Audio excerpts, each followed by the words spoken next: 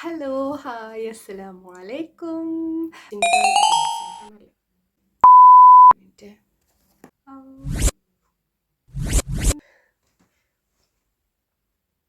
അതെന്നൊക്കെ പറഞ്ഞിട്ടുള്ളൊരു വീഡിയോ. നോർത്താംപ്ടൺത്തെ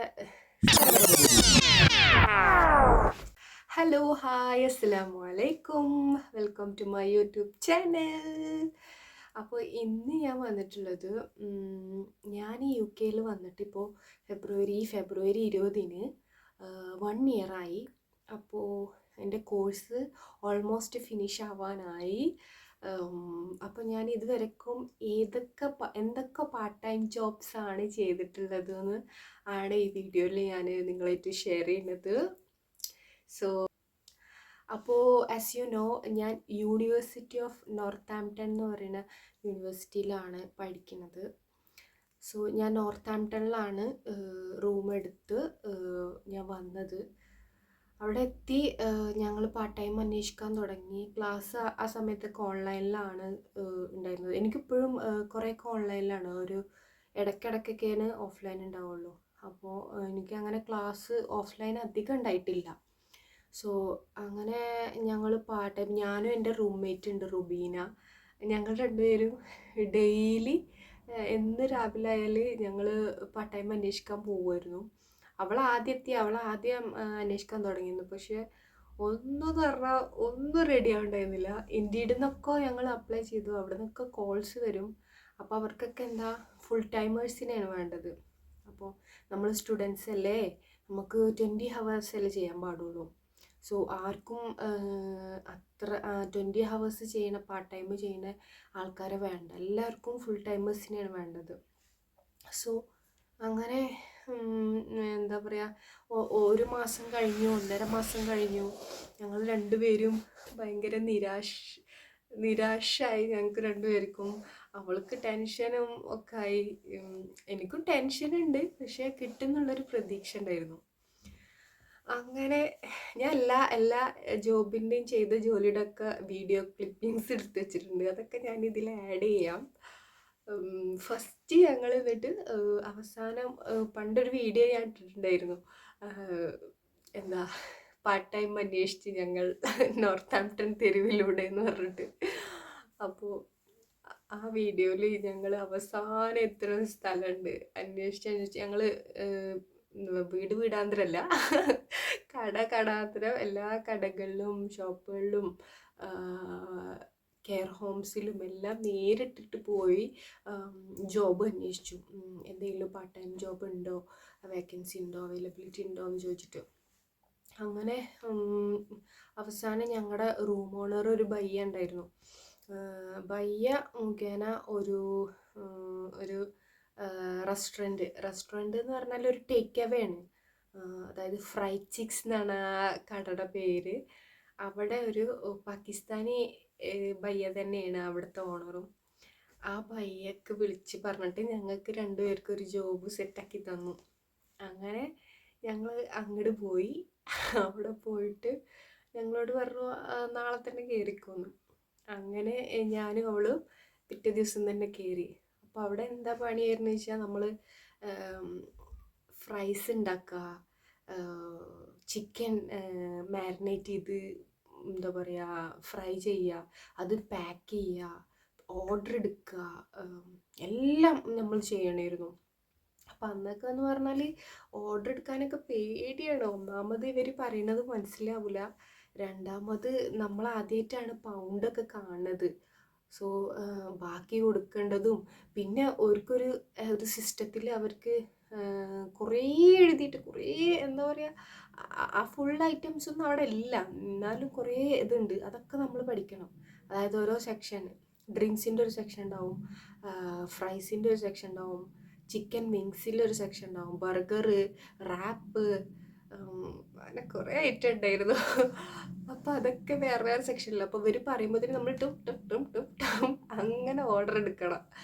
അങ്ങനെ പക്ഷേ ഞങ്ങൾ ഫസ്റ്റ് കിച്ചണിലാണ് നിന്നു. ഞങ്ങൾ രണ്ടുപേരും എന്താ ഫ്രൈസ് ഉണ്ടാക്കിയിട്ടും കിച്ചൺ ക്ലീൻ ചെയ്തിട്ടും അവിടുന്ന് ഓർഡർ വരുമ്പോഴത്തേന് ഞങ്ങൾ ഇവിടുന്ന് ഫ്രൈസ് ഇട്ട് ചക്ക ചക്ക ചക്ക ചക്ക എന്ന് പറഞ്ഞിട്ട് അങ്ങനെയായിരുന്നു. പക്ഷെ അത് ഒരു ഒന്നൊന്നര എക്സ്പീരിയൻസ് ആയിരുന്നു അത്. കാരണം എന്താ പറയുക, നല്ല പട്ടിപ്പണിയായിരുന്നു ഫസ്റ്റ് കിട്ടിയ പണിയെല്ലാം. ഭയങ്കര എന്താ പറയുക, എക്സോസ്റ്റഡ് ആവേണ്ട പണിയായിരുന്നു. സംഭവം ഉച്ചക്കാണ് സ്റ്റാർട്ട് ചെയ്യുള്ളൂ. ഒരു 12 മണി തൊട്ടിട്ടാണ് സ്റ്റാർട്ട് ചെയ്യുള്ളൂ. 12 മണി തൊട്ടിട്ട് രാത്രി 9, 9:30, ചില ദിവസം 10 മണി വരെ നിൽക്കേണ്ടി വരും. ഞങ്ങളെ വീടിൻ്റെ അടുത്ത് തന്നെയായിരുന്നു. അപ്പോൾ ഞാനും അവളും നടന്നു വരാറാണ്. ആദ്യമൊക്കെ ഞങ്ങൾ ഒരുമിച്ചായിരുന്നു. പിന്നെ ഞാൻ ഒറ്റക്ക് പോകൽ തുടങ്ങി. പിന്നെ ഞാൻ ചെല്ലാത്ത ദിവസം അവൾ പോകൽ തുടങ്ങി. അങ്ങനെയായിരുന്നു പോയിരുന്നത്. പിന്നെ പുള്ളിയുടെ തന്നെ വേറൊരു ഷോപ്പ് ഉണ്ടായിരുന്നു. ഞാൻ മറന്നുപോയി. ആ സ്ഥലത്ത് എന്താ പറയുക, ഒരു ഷോപ്പ് ഉണ്ടായിരുന്നു, ഡിക്സി എന്ന് പറഞ്ഞിട്ട്. അവിടെ ഞങ്ങളെ കാറിൽ എടുത്തിട്ട് കൊണ്ടുപോകും. കാറിൽ പിക്ക് ചെയ്തിട്ട് ഞങ്ങൾ അവിടെ കൊണ്ടുപോയിട്ട് പണിയെടുപ്പിക്കുന്നു. പക്ഷെ ഒരു ഗുണം എന്താണെന്ന് വെച്ചാൽ, ഭയ്യ ഞങ്ങളടുത്ത് പറഞ്ഞിരുന്നു, ഇഷ്ടമുള്ളത് എടുത്ത് കഴിച്ചോളൂ, ഒരു കുഴപ്പമില്ലാതെ. അപ്പം അവൾക്ക് മറ്റേ ഡ്രിങ്ക്സ് ഒക്കെ ഭയങ്കര ഇഷ്ടമാവും. മറ്റേ ക്യാനിലുള്ള പെപ്സി, കൊക്കക്കോള, എന്താ അതൊക്കെ ഭയങ്കര ഇഷ്ടമാണ്. ഞാൻ എൻ്റെ ഫേവറേറ്റ് ഒന്നുമല്ല കേട്ടോ, എനിക്കതൊന്നും ഇഷ്ടമൊന്നുമില്ല. പക്ഷെ അവൾ അതൊക്കെ കുറേ ഡെയിലി, എനിക്കും അവൾക്കെന്ന് പറഞ്ഞാൽ രണ്ടെണ്ണം വെച്ച് ഡെയിലി കൊണ്ടുവരും. പിന്നെ അതേപോലെ ചിക്കൻ ഒരുപാട് കൊണ്ടുവന്നിട്ട് ഞങ്ങളെ ഹൗസ് മേറ്റ്സിനൊക്കെ കൊടുക്കും. വയറ് നിറയെ എല്ലാവരെയും ഞങ്ങൾ തീറ്റിക്കുമായിരുന്നു ആ സമയത്ത്. പിന്നെ പിസ്സ, അവിടെ ഒരു എന്താണ് ഗബ്ബി എന്ന് പറഞ്ഞിട്ട്, ഗബ്രിയേൽ എന്നാണ് പേര്. ഗബ്ബി എന്ന് പറഞ്ഞിട്ടൊരു ഷെഫ് ഉണ്ട്. ഷെഫ് മീൻസ് വലിയ സെറ്റപ്പിലുള്ള റെസ്റ്റോറൻ്റ് ഒന്നും അല്ല, ഒരു ടേക്ക് അവേ അല്ലേ. അപ്പോൾ പക്ഷെ ആൾ ഉണ്ടാക്കുന്നതെല്ലാം അടിപൊളി. ഞാൻ ഡൊമിനോസ്, മറ്റേ പിസ്സ, മറിച്ച പിസ്സ എന്നൊക്കെ പറഞ്ഞ് കുറേ പിസ്സ അല്ല, പിസ്സകൾ കഴിച്ചിട്ടുണ്ട്. പക്ഷെ ഒന്നിൻ്റെയും ഞാൻ ഫേവറേറ്റ് ഒന്നും എഴുതിയില്ല. പക്ഷെ ഗബ്ബിയുടെ പിസ്സ അടിപൊളി പിസ്സ ആയിരുന്നു. അതൊക്കെ ഞങ്ങൾ മിസ് ചെയ്യണം ഇപ്പോൾ. പക്ഷെ ഞാനും റുബി എന്താ പറയുക, ഐസ്ക്രീം, എന്താ ഇതേപോലെ ഡ്രിങ്ക്സ്, ചിക്കന് എല്ലാം അവിടുന്ന് കൊണ്ടുവരുമായിരുന്നു. അവിടുന്ന് പട്ടിപ്പണിയാണെങ്കിലും ഞങ്ങൾ ഇതൊക്കെ എടുത്ത് അത് കൊണ്ടുവന്ന് കഴിക്കരുത്. ഞങ്ങൾ ഫുഡ് ഉണ്ടാക്കലൊക്കെ മിനിമായിരുന്നു. പക്ഷെ നല്ലതൊന്നും അല്ല കേട്ടോ. എന്താ വെച്ചാൽ ഫാസ്റ്റ് ഫുഡല്ലേ. നല്ല അത് ചിക്കനൊക്കെ കൊടുന്ന് ഞങ്ങൾ കറി വെക്കും. ഒരു ദിവസം ബിരിയാണിയൊക്കെ വെച്ചിട്ടുണ്ടവിടെ ചിക്കൻ കൊടുത്തിട്ട്. അപ്പോൾ അതായിരുന്നു ഫസ്റ്റത്തെ ഒരു ജോബ് എന്ന് പറഞ്ഞാൽ. അപ്പം അതിൻ്റെ ക്ലിപ്പിങ് എൻ്റെ കയ്യിലുണ്ട്, അത് ഞാൻ ആഡ് ചെയ്യുന്നുണ്ട് കേട്ടോ ഇതിൽ.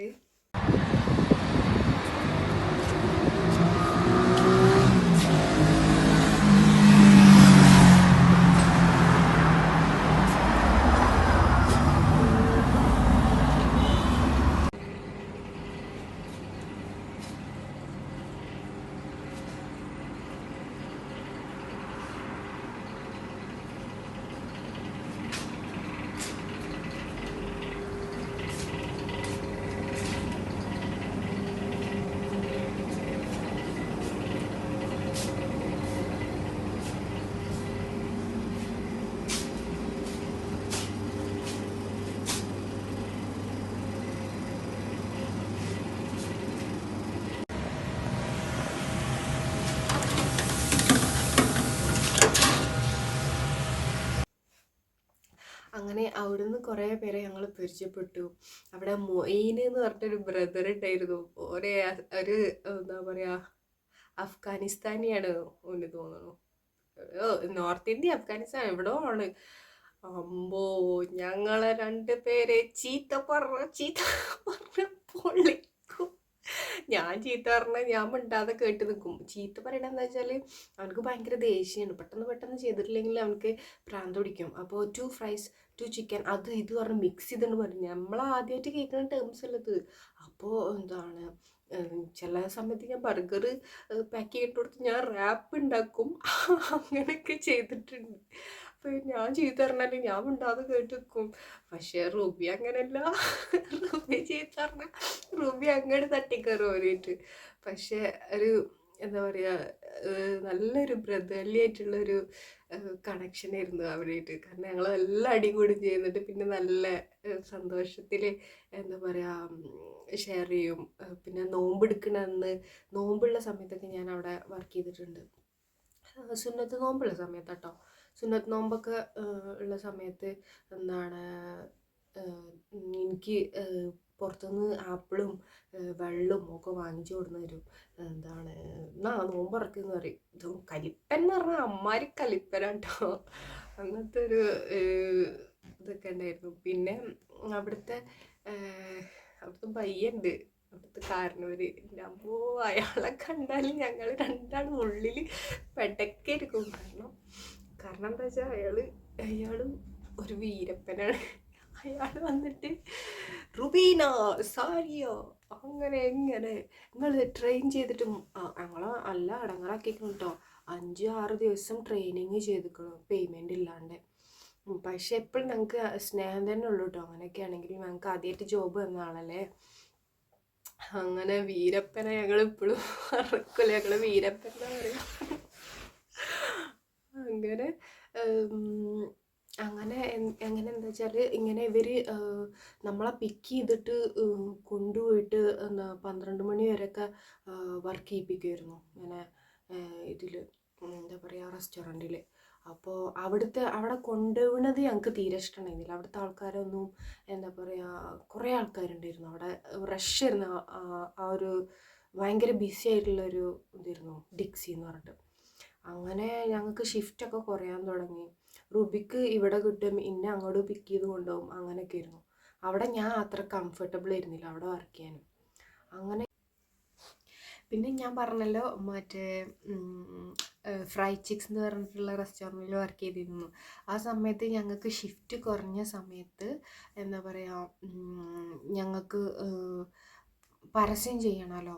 അങ്ങനെ കവർലെറ്റ് എന്ന് പറഞ്ഞ സംഭവമുണ്ട്. കവർലെറ്റ് എന്ന് പറഞ്ഞാൽ ഒരു അവരുടെ പരസ്യം ചെയ്ത ഒരു എന്താ പറയുക ഒരു ഷീറ്റ്, ഒരു അത് നമ്മൾ എല്ലാ വീട്ടിലും കൊണ്ടുപോയിട്ട് നമ്മൾ പോസ്റ്റ് ഇടും പോലെ ഇവരുടെ ഡോറിൻ്റെ അവിടെ ഒരു ചെറിയൊരു മെയിലിടുന്ന ഒരു ഓട്ടം ഉണ്ടാവും.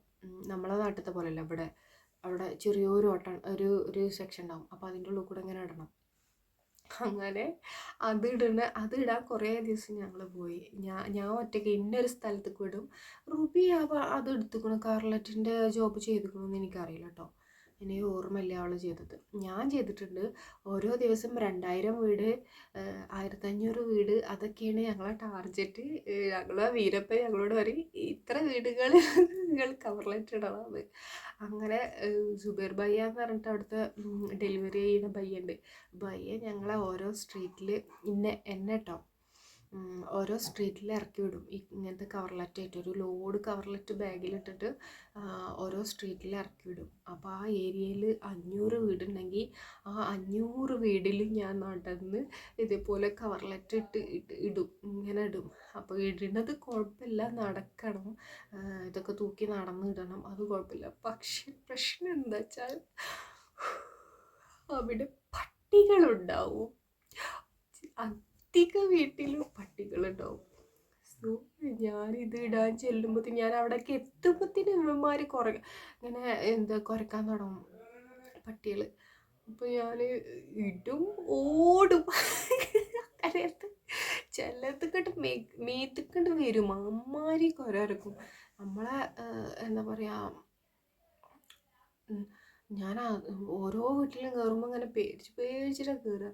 ഇടും, എന്നിട്ട് ഒരൊറ്റ ഓട്ടം വെക്കും. അപ്പത്തിനൊന്ന് കുറച്ചായി അവറ്റകൾ ബഹളം ഉണ്ടാക്കിയിട്ട് ഇതാക്കിയിട്ടുണ്ടാവും. അങ്ങനെ മിക്ക വീട്ടിലും പട്ടികളുണ്ടാവും. അങ്ങനെ എന്താണ് ഞാൻ ഇടും ഓടും. അങ്ങനെ കുറേ വീടുകളിൽ കയറി ക്ഷീണിച്ച് ഞാൻ വന്നിരിക്കും. എന്നിട്ട് ഭയ്യനെ വിളിക്കും, എൻ്റെ കഴിഞ്ഞിട്ടുണ്ട്, എന്നെ പിക്ക് ചെയ്യാൻ വരണം. അപ്പം എന്നെ പിക്ക് ചെയ്തിട്ട് എന്നെ വീട്ടിൽ കൊടുങ്ങ് വിടും. അങ്ങനെ കവർലെറ്റ് ജോബും ചെയ്തിട്ടുണ്ട്. എൻ്റെ ജോലി എന്ന് പറഞ്ഞാൽ ഈ ലീഫ്ലെറ്റ് ഈ കാണുന്ന വീടുകളിലൊക്കെ, ഇവിടെയുള്ള സ്ട്രീറ്റുകളിലുള്ള എല്ലാ വീടുകളിലും കൊണ്ടിടാനാണ് പറഞ്ഞു. എന്നിട്ട് സുബൈർ ഭായ് എന്നെ പിക്ക് ചെയ്യാൻ വരുന്നു പറഞ്ഞു. സുബൈർ ഭായ് എന്നെ ഇവിടെ ആക്കിയാണ് പോയി. So let's look.